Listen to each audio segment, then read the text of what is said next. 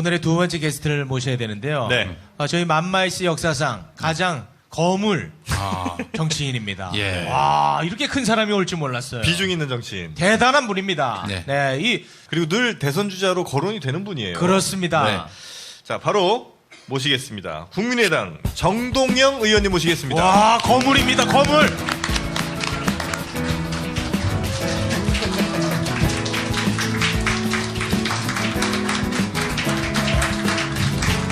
아, 거물 정치인. 네. 아유, 고맙습니다. 여러분. MB를 만든 사나이. 네. 아, 많이 당황해 하십니다. 네. 이분이 계셨기 때문에 MB가 있습니다. 네. 정동영 의원님. 저 인사 부탁드리겠습니다. 제 꿈이 이루어졌습니다. 오? 우리 김용민 박사 프로그램에 한번 나오는 거예요. 그 잘할 만한 게요. 우리 저 김용민 씨가 예. 정동영계라는 일각의 소문 때문에 그래요? 예. 그 SNS에서 이제 몇몇 또 진보 네티즌들로부터 욕을 많이 먹는 것 같던데 아유, 정동영계. 아유, 네. 진보 네티즌이 화를 낼 이유가 없다고 봅니다. 아, 좋습니다. 가장 진보적인 정치인이기 때문에. 아, 좋습니다. 네. 오늘 할 얘기가 많을 것 같은데. 갑자기 땀이 나네요. 자, 일단 어떻게 MB 대통령 책임부터 털고 갈까요? 아니, 그거 그냥 넘어가도 됩니다. 원하신다면 넘어갈 수 있습니다. 제가 못나서 그렇죠. 뭐. 예. 죄송합니다. 네. 아, 그렇게 받으시니까. 의원님은 이번에는 왜 저 출마 안 하셨어요? 떨어져 보니까요. 네. 때를 알겠더라고요. 아, 지금은 때가 아니었습니까? 그 손학규 씨한테 좀 조언 좀 해주시지. 아니, 그걸 나 몰라라 지켜보세요. 못됐어. 아, 짓궂다. 속어로 판때기라는 말이 있어요. 판때기. 판때기요? 예. 뭐죠, 그게 판때기? 그러니까 판때기가 아니다 싶으면 안 나와야죠.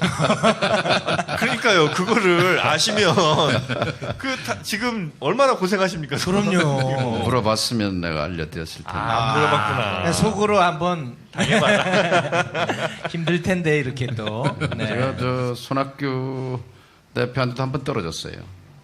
당 대표 나왔다가 아침부터 그러셨지, 참. 아, 그럼 복수심해.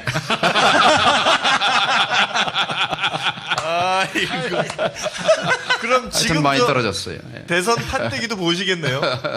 아, 다 보고 계시지. 아, 이거는 정말 고수예요. 아, 그럼 지금 대선 판때기도 충분히 다 야, 오늘 재밌겠다. 감지를 하고 계시고. 네. 우리 국민이 더 잘 알죠. 뭐. 네. 겸손하시네요. 네. 그럼 네. 바로 좀 한번 여쭤보면 어떨까 싶어요. 아, 그러면 네. 지금 오는 5월 9일에 그 대선판 말고 그 전에 것들 예측은 하셨는지 한번 저희가 검증을 좀 해보겠습니다. 네. 민주당 이제 경선 결과 나왔잖아요. 예. 요거는 예측을 하셨습니까? 민주당 네. 뭐 원래 정해진 대로 된 것 같아요. 그럼 자유한국당의 홍준표 후보도 네, 뭐 되게 종편 보고 우리 어르신들 판단하는 네. 뭐 그게 별로 틀리지 않았습니다. 저 죄송한데 어르신 발언은 조금 조심해 주세요. 제가 불안해서 그렇습니다. 네, 하지 마세요 그런 거 제발. 이제는 그만해. 네. 네. 13년 전 얘기인데 또 그만하죠. 네네네. 자, 그럼 이제 진짜 국민의당. 국민의당 네. 예상 하실 수 있었겠죠? 그거는. 그렇죠. 사실 국민의당에서는 손학규 대표나 우리 박주선 후보가 나와서 예. 이제 경선은 됐지만 사실은 안철수 후보를 이길 수 없는 그런 구조였다고 할 수 있죠. 예. 그래도 그 지역에서 아무나 와서 완전 개방형 오픈 프라이머리를 했는데 그러면은 아무래도 손학규 대표가 훨씬 호남에서는 유리하지 않겠는가. 주민등록증만 가져오면 다 투표하자. 그거는 정동영 제안입니다. 아, 이거 제가 해드리려고 조금만 기다렸으면 됐는데. 제가 해드리려고 했는데. 이번에 네. 안철수 바람이 분 결정적인 역할을 해주신 분이 우리 의원님이세요. 왜냐하면 이제 민주당이 100만, 200만 이렇게 되는데 우리도 선거인단 모집하면 당세라든지 이런 걸로 봐서 반의 반도 안 될 거고. 그렇죠. 그러면 뭐 이 경선 자체가 마이너 경선이 되니까. 네.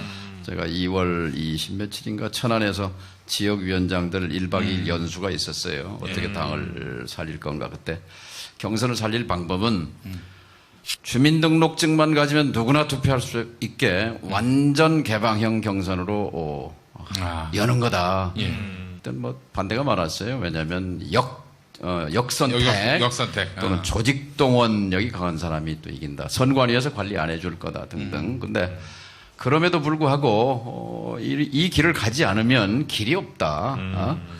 라고 했는데 이제 그 뒤에 이거를 이제 손학규 후보 측에서 룰 미팅, 그 룰 정하는 그 회의에서 주장을 했고 안철수 후보 측은 그걸 한사코 안 받으려고 했죠. 근데 이제 밀려서 받았는데 결국 수혜자가 된 셈이에요. 그러니까 인생지사 세옹지마입니다. 그게 정말 이번에 신의 한 수가 됐습니다. 예, 예, 그렇게 보세요. 조금만 기다리시지. 제가 해드릴 건데. 네. 이거 타이밍을 잘 아시는 분이 그러세요. 네. 참 실수했습니다. 예. 그럼 이제 대선도 한번 저희가 워낙 뜨거운 이슈고 또 관심들이 뭐 다들 거기에 모여 있으니까요. 예. 대선도 예측을 좀 해주실 수 있습니까? 그러니까 선호는 떠나서 호불호를 떠나서 어떤 방향으로 흘러갈 것이다. 전 뭐 국민의당 당원이니까요.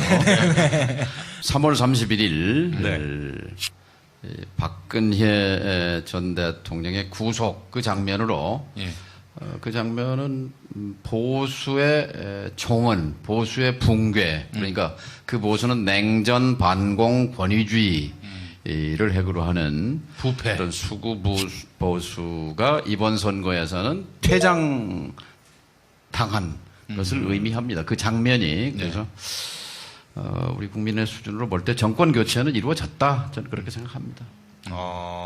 정권 교체가 누구에게 이루어질까요? 이제 그거는 이제 뭐 좀 더 봐야 되겠죠. 이 말씀 못 하시면 국민의- 저 민주당이 한 얘기예요. 아, 그렇게 하면 해당행위예요. 그러니까 말씀 못 하시는 하지 거지. 마세요. 네. 민주당이나 국민의당 둘 중에 하나 되겠죠. 그 뭐 요즘 매일같이 나오는 뉴스가 또 국민의당과 뭐 손들을 잡는다 뭐 이런 거 아니겠습니까? 그거는 저는 안 잡을 거라고 봅니다.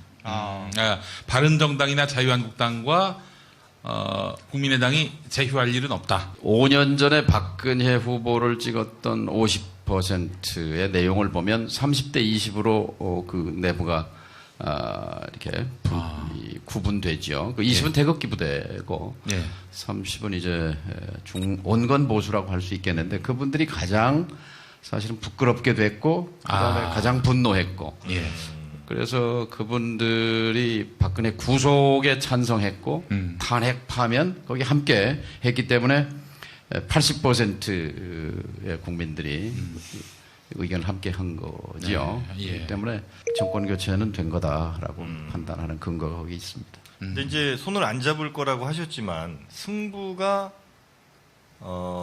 누가 보아도 국민의당이 불리하다. 그리고 손을 잡는 경우엔 뒤집을 수도 있겠다. 이런 판단이 선다면 손을 안 잡는다는 게 굉장히 어려운 일 아닙니까?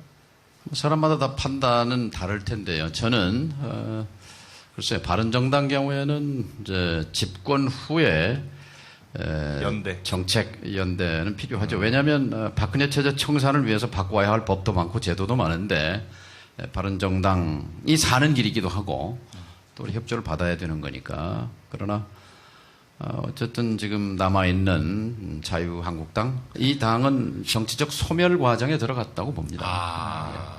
그래서 소멸 세력과 손을 잡는다는 것은 그 손잡는 세력도 소멸할 운명에 처할 가능성이 많기 때문에 그것은 뭐 불가한 선택이다. 저는 제 판단은 그렇습니다. 진짜 사드랑 대북 문제는 진짜 전문가잖아요. 전문가입니다. 통일부 장관이셨습니다. 네.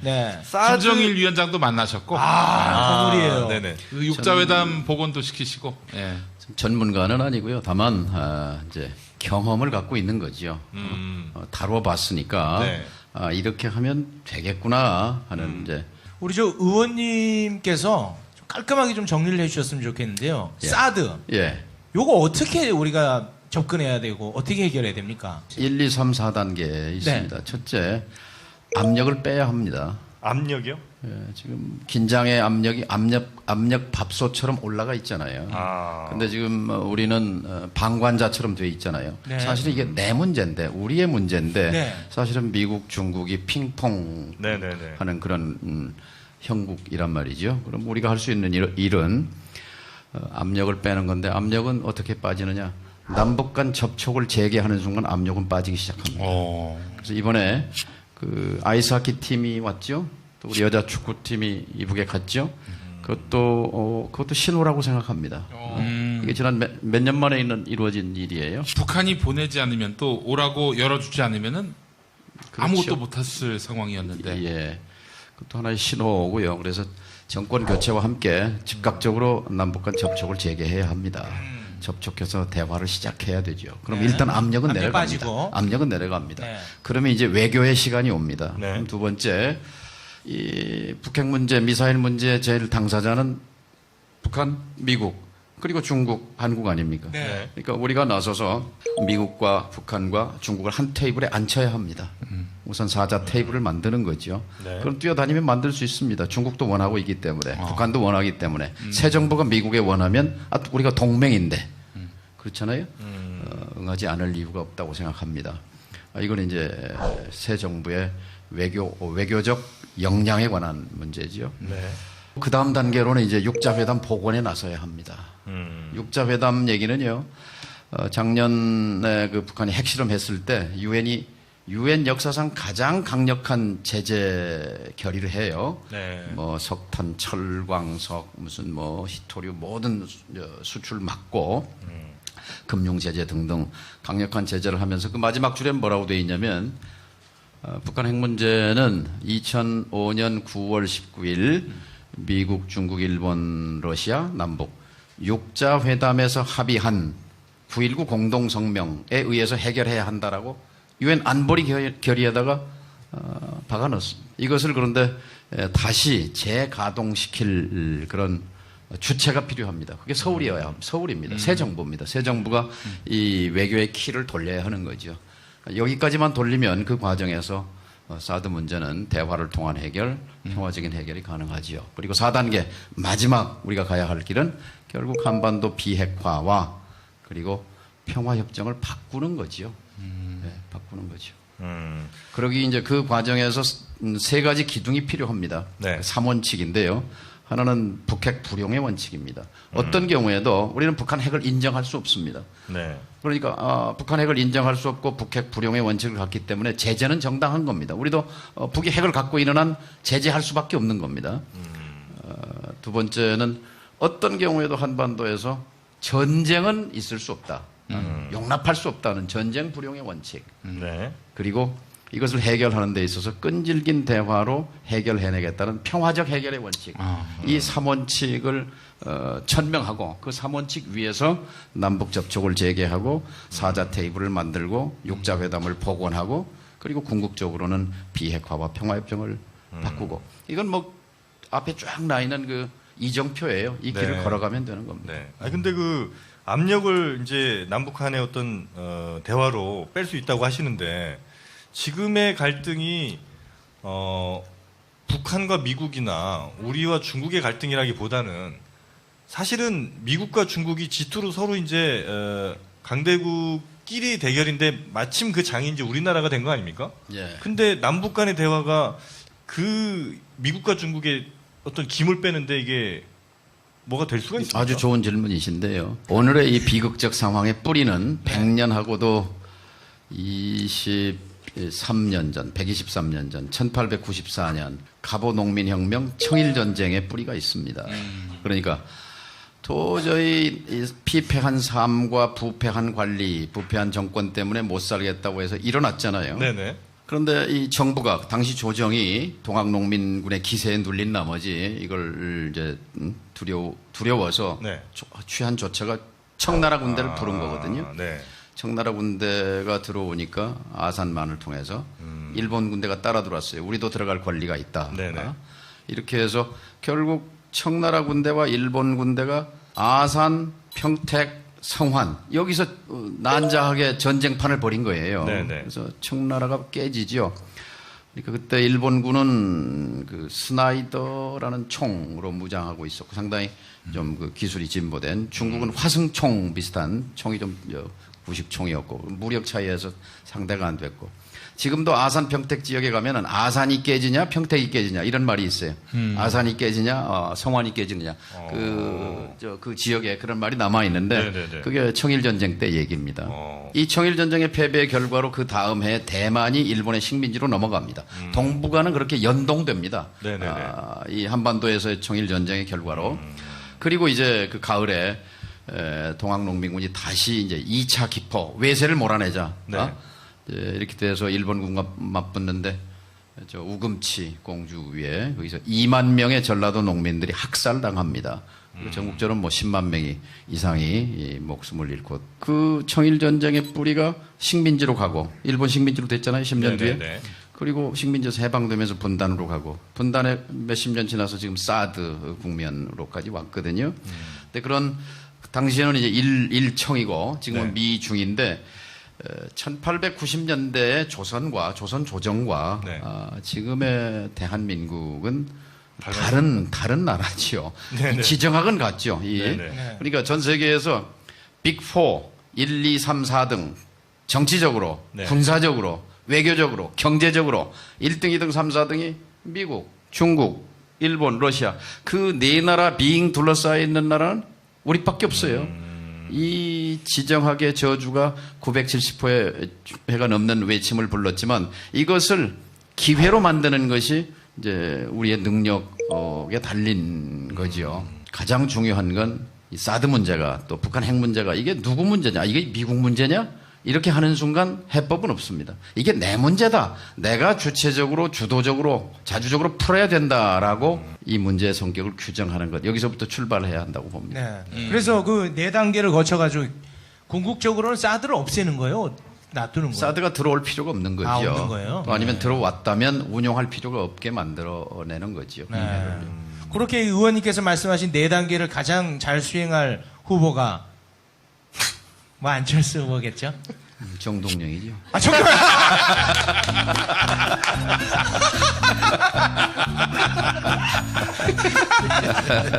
아 대단하십니다. 아 야망이 대단해요. 네. 아 죽지 않았어. 네. 혹시 그 의원님의 대선 후보 4단계 전략 뭐 이런 것도 있습니까? 뭐 예를 들면 이번에 총리가 된다, 안철수를 밀어서 이런 것도 있습니까? 아유, 지금 뭐 밝힐 단계가 아닌가요? 그런 얘기를 하면 정신 나간 사람이죠. 그 총리. 근데 이제 자리는 뭐 전 뭐 다 되게 해봤습니다만 네.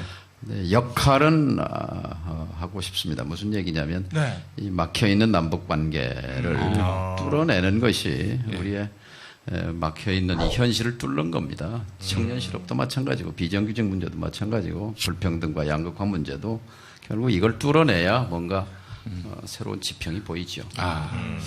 만약에 새 정부에서 대북 특사 역할을 이제 맡기면은 당연히 이걸 수용하시는 거죠. 그럼 뭐 자청이라도 해서 하겠습니다만 꼭 뭐 제가 아니어도 할 사람은 뭐 있겠죠. 만약에 대북 특사를 맡으신다면 어떤 그 스텝을 밟으시겠습니까? 남북 관계 푸는 데 있어서.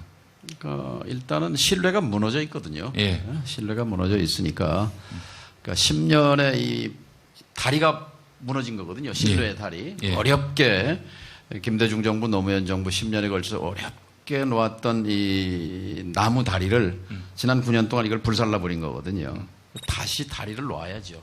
다리를 놓는 이제 차근차근 선이후난 쉬운 것부터 좀 어려운 걸로, 또 선경 후정 경제적인 것부터 정치적인 걸로 뭐 몇 가지 원칙을 가지고 접근하면 아까 스포츠 교류 같은 건 쉬운 거잖아요. 네. 그다음에 이제 문화 교류, 뭐 체육 교류 등등 단계적으로 해 나가면 이제 북으로서도 사실 역지사지에서 뭐가 목표일까, 뭐가 목표일까 보면 두 가지는 분명해 보입니다. 하나는요. 생존입니다. 서바이벌. 살아남는 거. 어떻게든지 살아남아야 되겠다라는 것이고. 근데 그 생존에 있어서 지금 미국에게 세계 최강 최대 전 세계 국방비의 51%가 미국 한 나라 국방비입니다. 그 나라의 적국이 딱 하나입니다. 작년까지는 세 나라였는데 이란, 쿠바가 이제 적국에서 해소되는 바람에 딱 하나예요.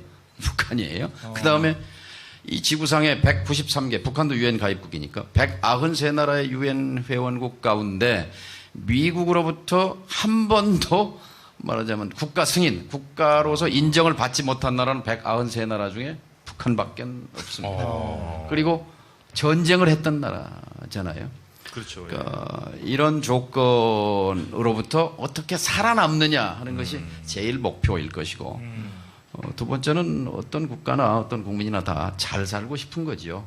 어떤 번영에 대한 욕망. 이것이 맞다고 우리가 전제를 한다면 바로 이제 거기에 우리가 취해야 할 전략과 정책이 나올 수 있는 거죠. 그 장관 하실 시기에 예. 그 당시 북한은 이제 막 북핵을 개발했던 핵을 막 개발했던 때고 지금은 4차 핵실험까지 한 예. 상태인데 몸값이 다르다면서 이거 옛날같이 우리를 그렇게 보시면 안 되지 이렇게 나올 가능성은 없습니까 북한이? 그러니까 그 몸값이라는 게 북으로서는 지금 평화협정입니다. 평화체제죠. 휴전 상태를 예, 평화협정 예. 체제로. 그러니까 2000년, 지금부터 17년 전이네요. 2000년 9월 언저리에 별 5개를 단 인민군 차수 조명록이라는 사람이 백악관을 방문합니다. 그날 아침에 갑자기 군복을 입고 나타나는 바람에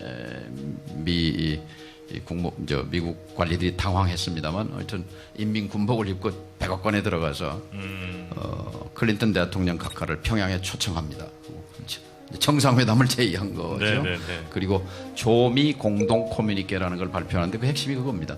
오래된 북미 간의 적대 관계, 적의 관계를 청산하고 이 새로운 협력 관계를 수립하자 이제 이런 제안이었는데 그때 역사에 참 지난 20년여간의 이 핵개발의 역사 속에서 보면 두 갈래 길에서 그 불운이 자꾸 겹치는 거예요. 클린턴 때는 저쪽이 좀 리베랄 이렇게 하면 이쪽이 보수 정부 YS 클린턴 이쪽이 좀 이제 민주적인 정부가 들어서면 저쪽이 부시 예?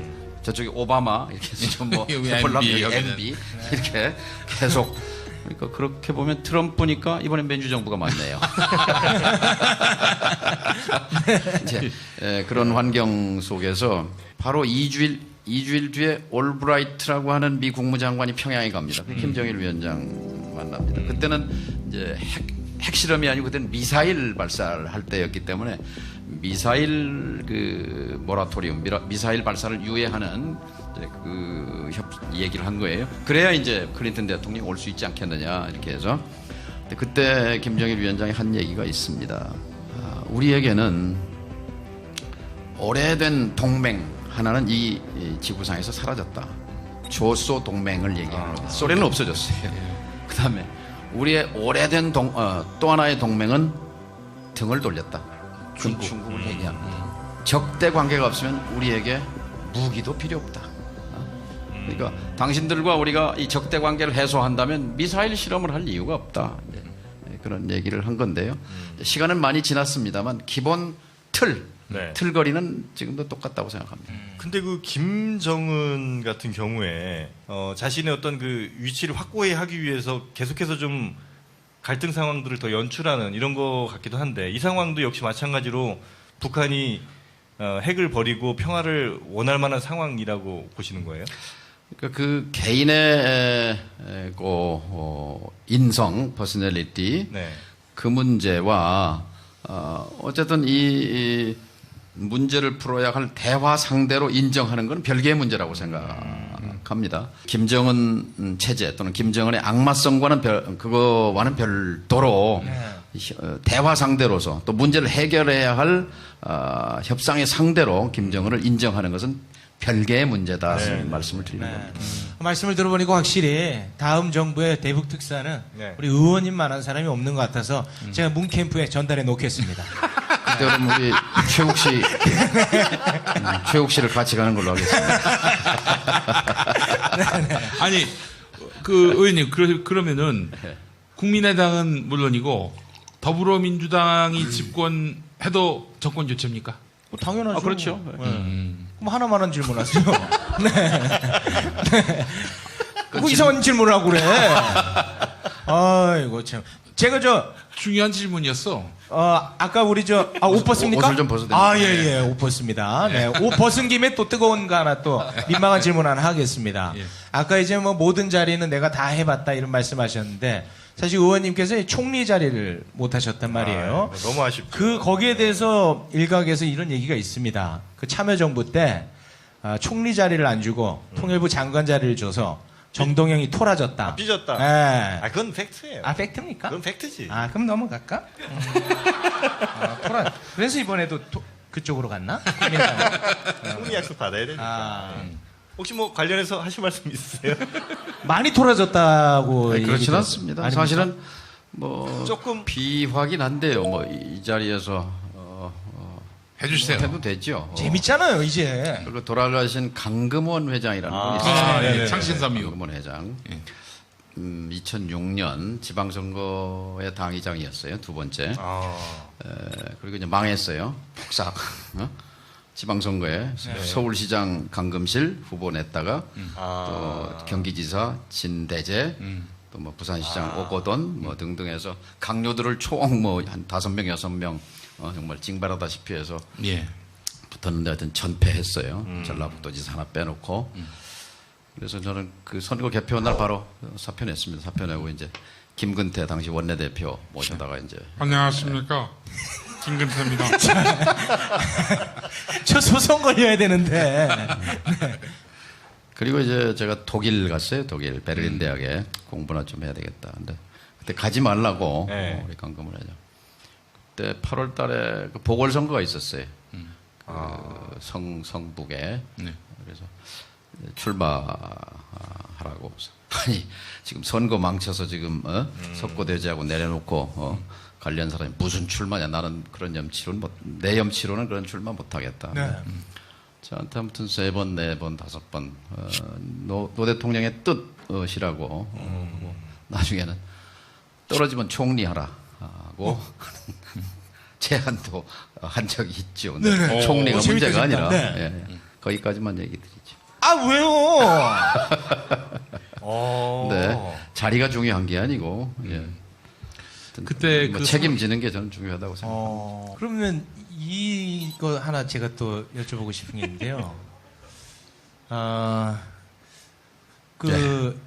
유시민 전 장관, 유시민 작가가 우리 의원님을 두고 정동현 의원은 참여정부의 곶감만 빼먹는다. 이런 정말 막말을 쏟아냈던 저는 자세할 수 없었습니다만 의원님은 자세하시더라고요. 그건 뭐 인간에 대한 예의는 아니라고 생각합니다. 그리고 저는 제가 헌신했다고 생각하지. 네. 예? 또 참여정부가 내세울 수 있는 게 남북관계라면 감히 말씀드리면 정동영이었기 때문에 개성공단 만들었습니다. 정동영이었기 때문에 북핵 포기선언 끌어냈습니다. 저는 그렇게 생각합니다. 그걸 꽃감이라고 표현한 사람의 상식을 양식을 저는 이해할 수 없습니다. 그 얘기는 알고는 계셨죠? 그런 얘기 한다는 거. 지낸 얘기죠. 아시는 얘기. 왜 이렇게 네. 싸움을 붙이고 그래요? 재밌잖아.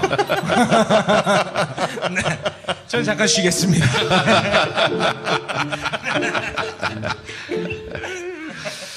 혹시 지금은 그 민주당 인사분들과도 뭐 이렇게 친하게 다 지내시나요? 아니면 인간적으로야 다 같은 식구죠.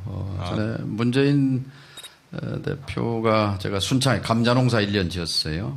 그 순창 거기까지 네. 찾아오셨죠. 그래서 네. 막걸리를 몇 병 마셨나 뭐 그러고 대화도 많이 했는데 두 분이서요? 예.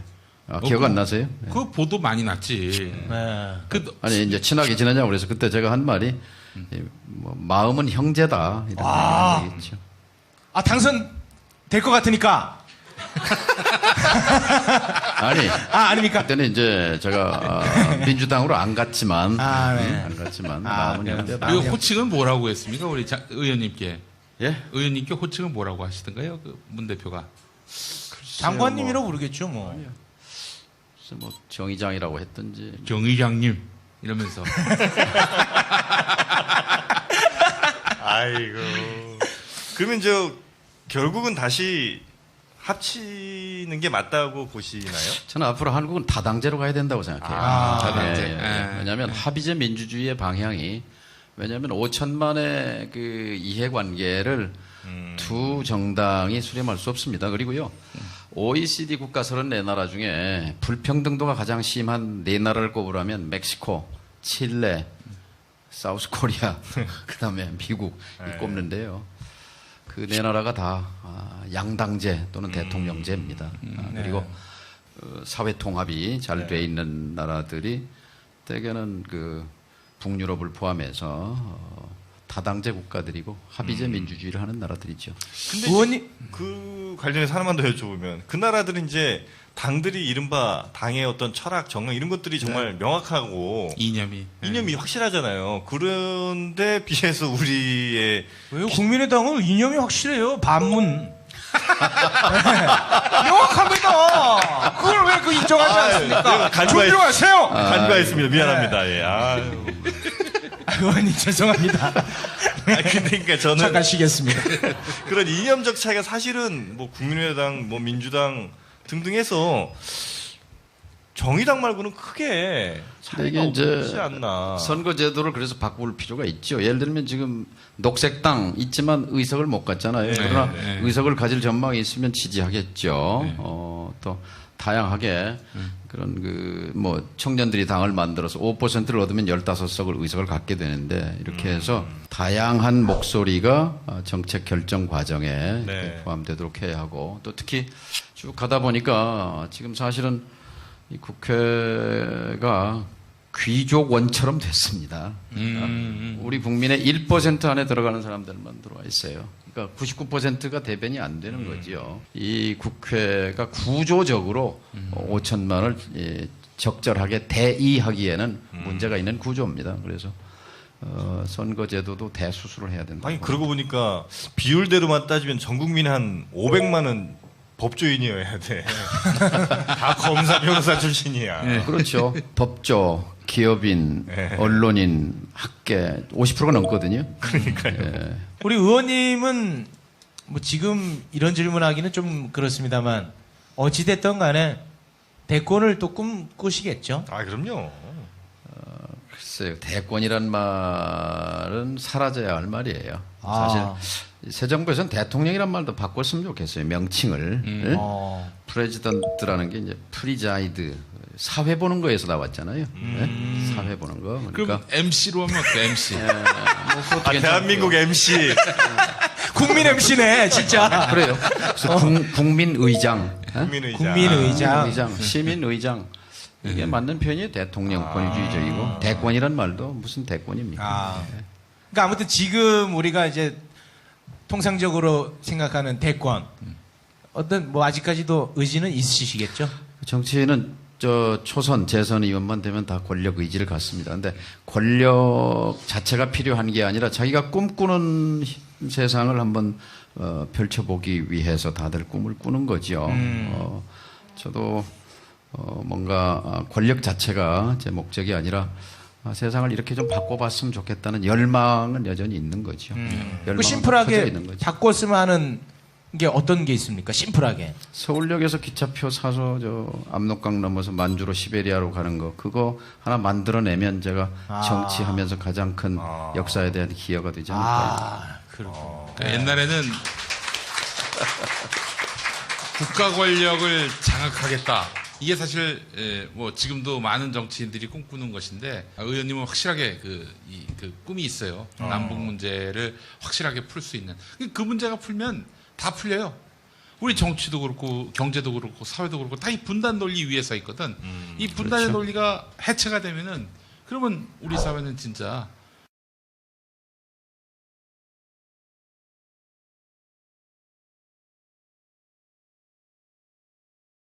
우리 김 박사가 준 한국 개신교와 정치라는 책을 통독했습니다. 야, 예.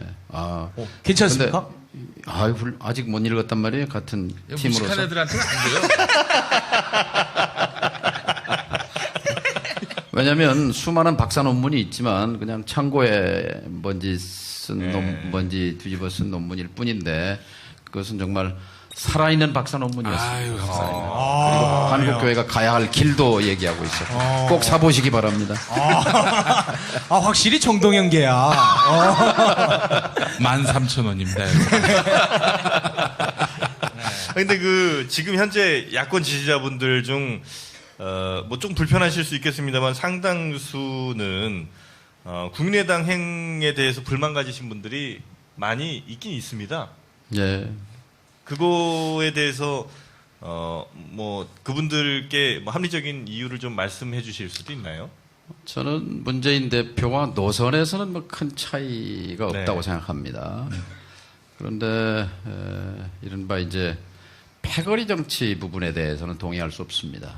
그걸 이제 패권이라고 말합니다만 가령 내 편이 아니면 적이 돼버리는 이런 편협한 그런 뭐 스타일이라고 할까요? 그런 문화로는 저는 집권하기 어렵다고 봅니다. 왜 그 문제에 대해서 정시, 직시하지 않는지 네. 그 부분에 대해서 안타깝게 생각합니다. 그게 무슨 말이냐고 물으실 수 있어요. 근데 한 예를 들면 춘천에 저랑 친한 정치인이 하나 있습니다. 네. 근데 그분은 서울에서 대학 나오고 지역에 가서 시민운동가였어요. 김진태 씨는 아니죠? 아닙니다. 김진태가 안 나올 수 있었던 상황인데 김진태를 만든 상황을 얘기하는 거예요. 네네네. 그러니까 시민운동가였어요. 그 지역에 신망을 받았죠. 근데 이분이 김대중을 지지했어요. 후보 네. 김대중. 춘천은 영남보다 더 보수적인 동네입니다. 근데 거기서 출마하면 떨어지잖아요. 예. 자꾸 떨어졌어요. 근데 요 전번입니다. 여론조사했는데 압도적으로 1등이에요. 동정론도 됐고 자격은 뭐 충분히 넘칩니다. 그런데 이제 당내 경선을 해야 될 거 아니에요? 네. 경선에서도 한 5명, 6명이에요. 네. 압도적으로 1등이죠. 나머지 후보를 다 합쳐도 이 사람 지지만큼 네. 안 나오니까 잘랐습니다. 컷오프. 아. 뭐냐? 너무 많이 떨어졌다. 그게 이유입니다. 이유가. 근데 실제 이유는 정동영계다. 이런 걸 패권이라고 말합니다. 이런 건 반성해야죠. 그럼 의원님이 남아서 그런 잘못된 관행을 고쳤으면 어땠을까 싶은데요. 고치는데 실패한 거죠. 실패하셨군요. 뭐 패권이 팩트인지 아닌지 뭐 저희가 확인할 길은 없습니다만 만약에 그게 팩트라고 치면 그게 문재인 후보님의 문제입니까? 아니면 그 주변 사람들의 문제입니까? 글쎄, 그것까지 제가 정확하게 진단하기는 좀 어렵지만 네. 둘 다 문제겠죠. 예. 그리고 참 생각해 보니까 우리 의원님이 MBC 앵커 출신이시잖아요. 기자 출신이시고. 그렇죠. 네. 지금의 MBC를 보시면서 남다르실 것 같네요. 네. 그러니까요. 어떻게 하다가 이렇게 됐나 뭐 이런 생각도 좀 하실 것 같고요. 세월호 비극 다음으로 가슴 아픈 장면. 제 청춘이 거기 있잖아요. 그렇죠. 20대 예, 들어가서. 네. 근데 너무 부끄럽고. 예. 네. 그럼 이제 나중에 정권을 잡으시게 되면 그 부분도 어떻게 해결을 하십니까? 네, 저거 특검 대상입니다. MBC가요? 예. 특검 대상. 예. 그래서요, 낱낱이 파헤쳐서 네. 저 권력에 의해서 저렇게 망가진 건데 네네. 그 망가진 부역자들 부분 네. 제대로 그 진실을 규명하고 그리고 MBC 해체 재구성해야 합니다. 해체 재구성은 어떤 걸까요? 그러니까 실질적으로 지금 MBC 안에서 네. 리모델링 수준 가지고는 이거는 또 MBC 불행한 부분 중에 하나가 저게 박정희 유경수 재단 30% 갖고 있습니다. 네. 그 문제도 정리해야 합니다. 예, 예. 예. 그럼 예전 MBC는 정말 최고였는데요. 그러니까 네. 화면 때깔도 다르다고 그랬었거든요. 네. 그러니까 3사 중에 제일 손석희 씨도 못 견디고 나온 거잖아요. 특히 이제 젊은 층에서는 더더욱 MBC를 좋아했던 분들이 많았고 네. MBC 어떤 뉴스 같은 경우는 특히나 다른 방송사들에 비해서 굉장히 그래도 방송사 중에 최고 정론 보도를 한다고 했었는데 지금은 뭐 방송사들 중에 가장 어떤 평가 나온지는 잘 알고 계시죠? 예. 우리 정동영 의원님이 그 MBC 노조가 이제 시작할 때 이제 선배급이잖아요. 그렇죠. 월급 한 달치 그냥 노조에 개척하신 일도 있으시고. 가장 그래도 의미 있게 생각하는 것은 87년 12월 9일 지하 구내식당에서 40명의 기자가 모여서 MBC 노조를 만든 일입니다. 그리고 6개월 뒤에 그 노조가 1,500명짜리 노조가 됐죠. 혹시 저 통일 몇 년 후에 가능할까요? 제가 얼마 전에 쓴 책 이름이 10년 후 통일입니다. 10년 후. 10년 후 통일. 그 10년 후 통일이라는 말은 이제 통일에는 둘로 나눌 수 있죠. 법적인, 법률적인 통일이 있고 그 전에 사실상의 통일. 네네네. 그거는 뭐 사람, 돈, 물자가 자유롭게 오고 가면 그것은 사실상의 통일 단계라고 말할 수 있죠. 그냥 있는다고 되진 않을 테고 조건이 좀 있겠죠? 예를 들면 네, 뭐 말하자면- 내가 대통령이 돼야 된다든지. 그게 최우선이지. 정권 교체가 돼서 네. 그 지난 민주정부가 10년의 그 빛나는 유산이 있잖아요. 네네네. 즉 한반도 문제를 남과 북이 주인이 돼서 이렇게 그 금강산 관광도 만들고 개성공단도 만들고 개성공단과 관련해서는요 독일 통일의 설계사라고 불리는 분이 있어요. 에곤 바르라고 얼마 전에 작고하셨는데 네. 3인당의 이제 브란트 수상의 오른팔이었어요. 그분이 설계자였는데 제가 아까 독일에 갔을 때 그분을 뵀어요. 무릎을 치는 거예요. 내가 만일 동독에다가 서독에 공단을 집어넣는 발상을 했더라면 네. 통일 과정이 훨씬 쉬웠을 거다. 이러면서 자 이것은 내가 보기에는 한국형 통일 방안이다. 바로 개성공단을 하나 만들고 2개 만들고 지금 개성공단이 만들어진 걸로 생각하는데요. 개성공단이 원래 공단만 800만 평입니다. 공단만. 근데 현재 돌아가고 있는 건 30만 평이었어요. 그러니까 원래 계획 대비 뭐 조그마한 이 땅콩만한 그런 규모로 돌아가는 것이고 개성공단 하나만 완성했어도 원래 완성 목표 연도가 2012년입니다. 그랬으면 그것이 북한 경제 전체 규모의 5배 정도 크기가 되어버립니다. 개성공단 하나가요. 그리고 또 노무현 대통령이 그 2007년 10월 4일 정상회담에서 합의한 황해남도 강령군 해주협회 거기에 또 그만한 규모의 제2 이 해주공단을 만들기로 했었고 이렇게 갔더라면 사실상의 통일 단계에 우리는 살고 있을 뻔했죠. 그 점에서는 제가 죄인입니다. 네. 이 개성공단이 얼마나 중요하냐면 그 개성공단 모델을 배우기 위해서 이 서해안에 7개, 동해안에 7개, 압록강변에 7개, 22개의 경제 특구를 설치합니다. 뭔가 해보려고 하는 계획은 갖고 있는 거예요. 네네네. 근데 어쨌든 우리 하기 나름이죠. 10년 후 사실상의 통일로 충분히 갈 수 있다 생각합니다. 네. 통일은 대박입니다. 네. 우리 저 박근혜 전 대통령 의원 시절엔 안 친하셨어요? 제 후원회에 한 번 온 적이 있어요. 후원회. 진짜로요? 예, 그래서 제가 담례로 밥을 한 번 산 적이 있죠. 단둘이요? 예. 단둘이요? 이야, 이거 재밌네. 이거 옆에 최순실 씨도 없었고. 그때는 뭐 그렇게 잘 몰랐어요. 대충 몇 년쯤이었습니까, 그게? 2000년 언저리 초선 때겠죠. 초선 때. 와. 후원회에 오셨다고요? 뭐 헤어스타일 같은 거는 그때는 올림머리는 아니었던 것 같아요. 면회는 한번 가세요. 이럴 때 대응을 잘해야 돼요. 또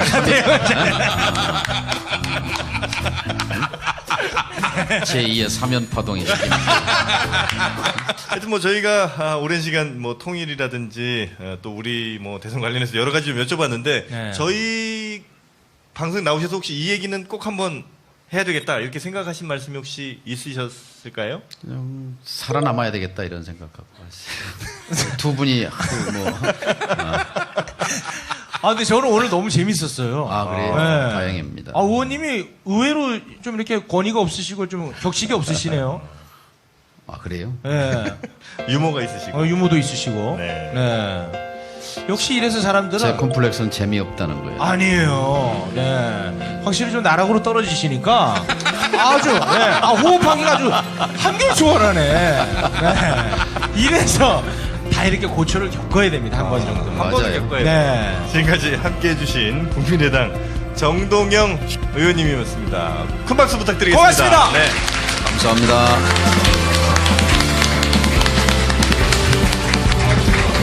라디오